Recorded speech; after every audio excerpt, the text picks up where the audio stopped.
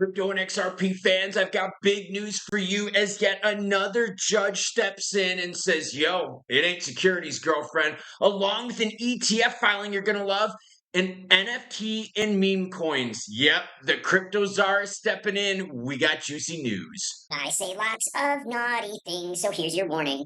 Baby, do I got hot and juicy weekend news for you. But before we get into crypto news, your comments come first because, yeah, the reason why I do this channel is for you. Yeah, bringing you the news, whether it's good or bad, happy or sad, so that you can make the best decision.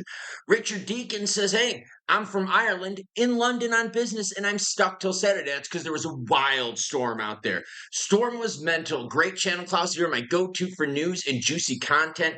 Keep it chewing, bitches. Love it, Richard, and glad to hear that you're okay. Jimbo Tango, I know you are from Ireland, sir, and you watch a ton of these videos. Hopefully you are all right as well. J Crypto W9 says, first like, first comment. Yeah, nailed it. Love you, dude. Yes, you were first, sir. And he says, I feel honored that you like this, dude. Well, guess what? I did you even one better, and I shared your comment, kind sir. Drop me something below, and maybe I'll share it at the beginning of the next video, especially if it's hot, spicy, naughty, or relevant.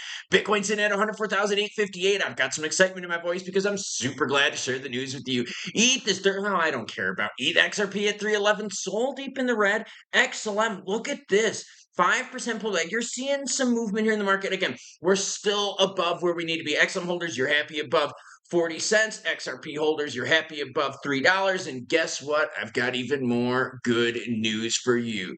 United States Congress starts investigating crypto debanking allegations. That's right, baby. We're going to see what this whole Operation Choke Point 2.0 was all about. On Friday, committee chair James Comer sent letters to prominent crypto executives, including Coinbase's CEO Brian Armstrong and Uniswap's founder Hayden Adams, seeking information about reported banking restrictions. Not just that, but remember, Brad Garlinghouse, his personal banking was yanked from him by his bank because of his affiliations with crypto. I struggle with this because you know what? How can banks out there debank you while you're in a legal industry? The inquiry also aims to assess whether financial institutions acted independently or if they were influenced by government pressure to deny services to crypto firms. Yo, we know the government was behind this. Either way, guess what? They're starting to peel back the layers of the onions. And I've got that letter right here from the House of Representatives Committee on Oversight and Government Reform. You're welcome to read it. Why? Because it's linked in the description below. Oh, where's Trick? I know Trick is watching right now, and I know a lot of you out there love memes, and maybe some of you love NFTs. I know NFTs aren't as big anymore. Crypto czar David Sachs pushes for clear rules on NFTs, meme coins, calling them collectibles. Dude, for real, like how obvious is this, right? Is a meme coin the same as a utility token? The same as a store of value token? The same as a stable coin? No. But yet the SEC Gary Gensler, I know I probably shouldn't bring his name up anymore, tried to classify them all as the same thing. We know that they're different. During a Fox interview on January 24th, Sachs shared his views while discussing the Donald Trump themed meme coin. He emphasized the sentimental value of these tokens, explaining that people often purchase them to commemorate events or celebrate figures. Yeah, what about the World Cup tokens? A lot of people did that for that reason. And in fact, do you know that there's a lot of NFTs out there that you can buy that you can then take to the store and trade it in for physical goods? That doesn't sound like a security to me. When you're talking about digital assets, and this is from the crypto czar, David Sachs, when you're talking about digital assets, it can be multiple things. You've got digital assets that are securities, that are commodities, digital assets that are collectibles like NFTs or meme coins. So you know you're talking about a whole vast area of innovation. And so digital assets can be a number of different things. But remember, the SEC was like, yo, it's all securities. And we've been sitting here, right? The crypto fam has been sitting here for years going, no, it's all totally different. In fact, there are some utility tokens out there that even within the utility space function differently than each other. Good news item numero uno. Bringing you the hot juiciness because guess what? I've got more juicy good stuff. CoinShares Files for an XRP ETF. No, not a trust, but an ETF. CoinShares, a prominent digital asset manager, has taken steps to expand the investment options in the crypto market by filing for an XRP ETF with the SEC. The ETF, named CoinShares XRP ETF, aims to mirror the performance of XRP using the Compass Crypto Reference Index. Basically, what it is they're tracking the value at a certain time of day. Basically, they wanted to mirror that, but without having like the price fluctuation all the time. Basically, it's going to track the price value at 4 p.m. Eastern Time every day. As outlined, CoinShares will serve as the ETF's official sponsor, while CSC Delaware Trust Company has been designated as a trustee. And listen to this. You want some huge action? This is big. The fund shares will only be available in blocks of 5,000 and restricted to authorized participants. Holy crap. So you want big money getting into XRP ETF? That'll be happy for all of us. Oh, and I've got the filing right here from CoinShares. It's all linked to everyone in the description below, along with that congressional letter that says, yo, Operation Choke Point 2.0, that ain't fair, girlfriend. Wait. Does Klaus have 3 good news stories for you this morning? Yeah, can't you hear the excitement in my voice? Check it out. Federal judge in Kraken case aligns with Ripple ruling, rejects the SEC's crypto securities classification. Another golf clap for the federal judges stepping in, fixing the wrongs done by Gensler and others. Federal judge presiding over the SEC's case against Kraken has echoed the reasoning behind the SEC Ripple decision, emphasizing the distinction between crypto assets themselves and the context of their sales. That's super important, because what if I gift some XRP to someone? Isn't that different than Ripple selling XRP to, say, a primary sale, right? Isn't it different? The judge warned the SEC against conflating these issues, highlighting a broader judicial trend in crypto regulation. Specifically, the judge clarified that they would treat the crypto assets themselves as securities.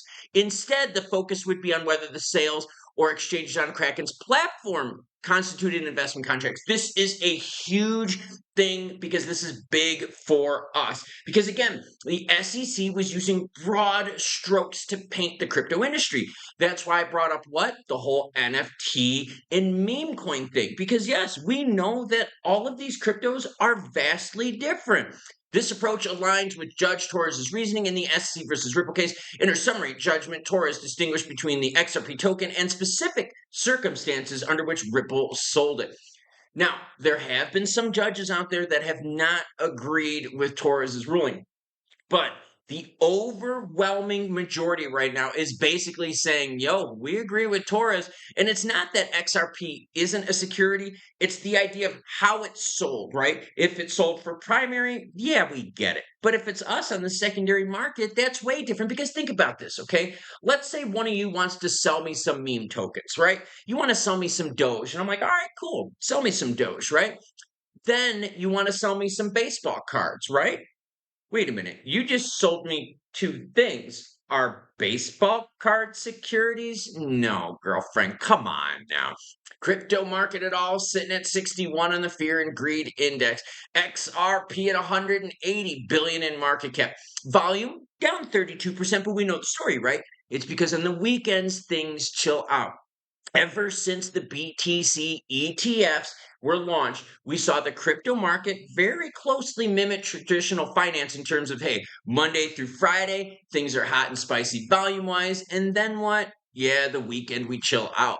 But I don't chill out with the news on the weekend. No, I bring you the heat. That's why I would love for you to hit the subscribe button and notification bell, because I bring you the news mostly 7 days a week, unless I have a travel day. Speaking of traveling, it is windy and cold AF today. I was going to go for a run outside, but may have to be a bitch and run on the rooftop gym. XRP is sitting at $3.12. Volume down 47%. And I know some of you out there have written me some comments down below saying, bro, why isn't the volume blowing up? Well, because it's the weekend and we're waiting for regs. And think, this is blown up volume. Normal volume for XRP on the weekends, not weekday, on the weekends is usually under 1 billion or right around it. So we're still 4x normal volume compared to what we've been dealing with before. Now, some of you also have been commenting, bro, are we going to breach $3? I don't know. Look at this 7-day chart. We only had one little incident right there, and look how fast we popped back up. Zoom out to the 1 month, and you're like, yo, this looks really good. In fact, doesn't this look a lot like once XRP breached the $2 mark where we were able to hold it? Yeah, we had a test, but we were able to maintain it. Certainly looks like it. Now let's zoom into those candlesticks to see if there's anything sticking out at us that we need to pay attention to. What are my alerts for the day? Honestly, don't have any unless we breach $3 on the low end. I do not have a high end alert right now, mainly because the volume's kind of meh. There's not much news going on. If I were to set a high end alert volume, I would want it to encompass the 330 mark, which brings us back here a few days. So $3 on the low. If you were to set a high alert mark, I would set it at 330. But overall, this is a very healthy look for XRP. You see some tests, you see some oscillation, you see some buying, some consolidation, you see some selling, you see some big volume days, low volume days. Very healthy look for XRP. And remember, at the beginning of the year, yeah, like less than 4 weeks ago, we were talking $2 XRP. And now we've been hanging out with above $3 XRP for well over the last week. Things are looking very healthy as we have what, everyone? A little bit of ETF filing. Another judge stepping in saying that Torres was correct. Congress is going after choke point 2.0. And the crypto czar is starting to work, trying to get better classifications for cryptos and their uses. So crypto czar David Sachs is doing some good work for us, trying to get some more clarity within the market because we can all agree there's a big difference between XRP, ETH, BTC, meme, USDC. You get my point. And speaking of XRP, I want you to do something, okay? Don't do it right now. Do it after this video, okay? And then come back and comment and let me know what you think. I want you to take XRP and I want you to compare it to pretty much anything else out there in the market, right? I've already showed you what it looks like XRP compared to BTC for the year, compared to ETH, compared to XLM. And you see that XRP is vastly outperforming them. And the reason XRP is outperforming the majority of the market is because of this. This is XRP. And this is the SEC. And the SEC has just been suppressing and just totally wrecking XRP and Ripple, right, under the previous regime. So it's like a spring that they're pushing down. Well, now that we're relieving the pressure of the spring with the new SEC, boing, prices are moving. Did ETH have that compression? No, because ETH was given the golden pass. Did XLM have that compression? Not really. And that's why XLM is only 3xing while XRP is 5xing. Is that a bedazzled Mario Wii? That is weird and not my taste. But seriously, do that. Go compare XRP to some of your favorites out there.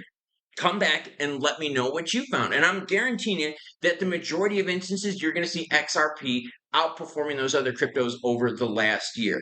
Now, in terms of the designation between, hey, some of these cryptos are collectibles, some of them are utility, some of them are store value, Sachs is on the right thing, trying to get a distinction in the market. Because you know what? I buy PSA baseball cards and PSA Pokemon cards, right? I keep a lot of them for my own personal collection, like collectibles. But there are some of them that I sell where I'm like, no, I'm not really into this one anymore. Let me just dump it and I'll use that money to buy something else. Do I always make money on it? No. Sometimes I just trade it equally, 1 to 1. Sometimes I even sell it for loss just so I could get into something else that I'm into right now. Now, doesn't that sound a lot like what you do with crypto? Because you don't always sell it for a gain, do you? And sometimes people just buy cryptos to hold on to. In fact, USDC, would that really be a security? No, it's more like a currency. Yet the previous SEC regime wanted to clump them all together and abuse us with that ambiguity. Interesting. So now that we're getting more clarity, and now that the courts are stepping in, especially with the Kraken case, we are starting to see things become more clear. And I wanted to highlight the Kraken case because you know what? The SEC wasn't just going after companies like Ripple and Library. They weren't just going after XRP as a security itself. They were going after exchanges. They went after memes. They went after NFTs. And did you know that some NFTs out there you can take and trade them in for physical goods? That sure as hell doesn't sound like a security. Yet Gary Gensler was out there doing exactly just that, clumping it all together so he could abuse the market. Well, Gary, gotta be honest with you. As much as you pissed us off, you did give us good prices for the last few years. So I guess I will send you a Christmas letter this year from Santa Claus. But when he opens the letter is going to have a big what? You, Garrett? Shoot you bitches.